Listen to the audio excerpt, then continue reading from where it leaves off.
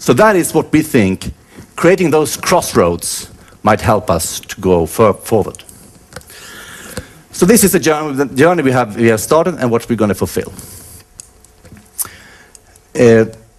Of course, Latvia is also 2014, and we are connecting to Latvia and have interesting projects because we have, for example, the Sami, the indigenous people are very into this program. They are one of the themes. And in Latvia have the Livonians, and they have been separated for hundreds of years and now are connecting again. So we have interesting connections with Latvia. This is a picture from a famous photographer from Umeå called Sune Jonsson. He was a documentary photographer, and he was mainly out in the rural areas of Västerbotten, the county of Västerbotten. And this is a picture, actually it's a picture about open source. Because in the northern region, 1780, the flow of education and enlightenment had touched us, and the distance was so huge between the villages and the houses. So instead of people going to the church and listen to the priest, the church said, well, you can't come every Sunday, you can come once a year. So you have to learn to read the Bible by yourself. Little did they know that they let away the source code, because the church had the code to how to read the Bible. So in the houses, people started to read. 1780, 76% of the people in Umeå could read. 12% in Vienna. Well, there are different kind of volumes, but it gives us the idea of the source code of choosing your own ideas. No one should stay in the way and be a filter for you. Of course, this was a huge conflict, but it made us strong together with the open source movement. And it created beautiful authors. In the Swedish Academy, we have, like P.O. Enquist here, his plays opening every night during the world, every day. Huge success from this open source approach of everyone could read, and all of them comes from small houses, small family, low educated, and so on. Finally, here we are reaching up to the northern region. You can see where we are.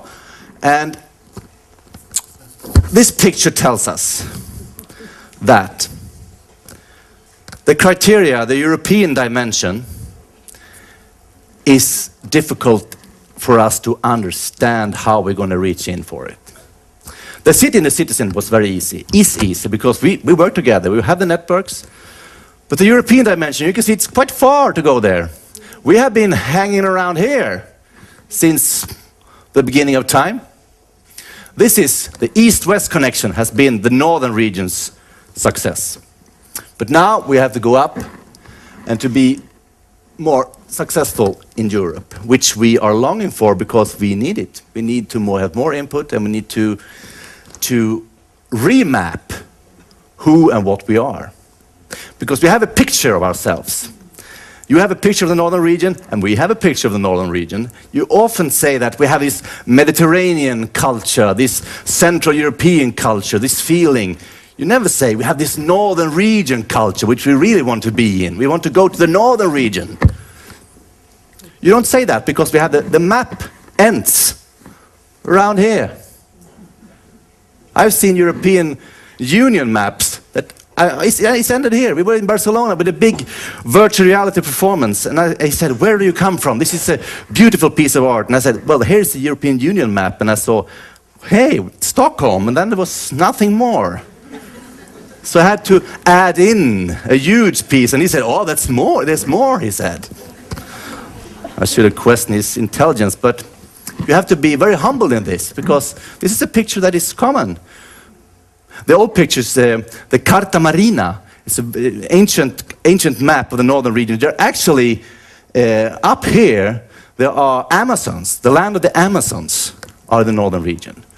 And we have these crazy animals created like dinosaurs swimming in this area because it wasn't known. And the home of the Amazons was actually right because the men were always out fishing, hunting, and the communities were run by women, has been in the northern region for a long time.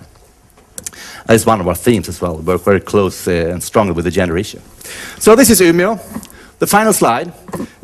We have been working very closely to the citizens, getting projects, but most of all, work with the cultural life, with the institutions, and with the free artists. So 93% of the inhabitants knows about this bid. And what we've done now, we have done a list for the extended bid, which will be received to the jury in the end of June. All the cultural people in Umeå is behind the bid, under the line, we will make it happen. Because we have to be sure that we can do a huge deal of this work. Then we have to let in people to come to shake us up and to give us new views. But we have to rely on your own capital in the beginning, because this is the citizens' project. So I'm going to finish with a little short movie. It's 4 minutes long. You might have seen it. And if the sound is okay, I think I'm going to go for it. This is a campaign on behalf of Northern Europe, which does not want to be seen as at the margins and periphery of Europe, but as part of its heart. We believe we have a bid that can widen and deepen the concept and experience of the European capital of culture. We have a vision, a challenging mission, and a strategy based on successful experience. We like to describe ourselves in the Northern region as being the Northern Room in the European house. The Northern region has always been regarded as borderless by its indigenous people, the Sami, who settled the land millennia ago. Umeå, an unusual place, represents distance and closeness, dark days and white nights, at the edge geographically, yet at the cutting edge in how it uses its collective imagination. The earliest mention of the city was by Pope Clement V in the year 1314 to help collect funds to finance the last crusade.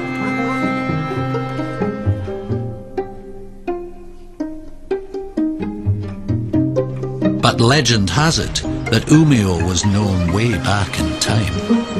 You, me.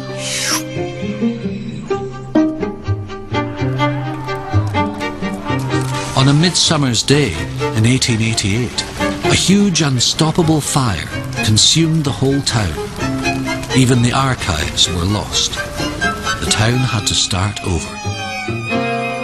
After the fire, the flame has been kept alive within the citizens. New trends in culture were developed in Umeå, and some have become mainstream.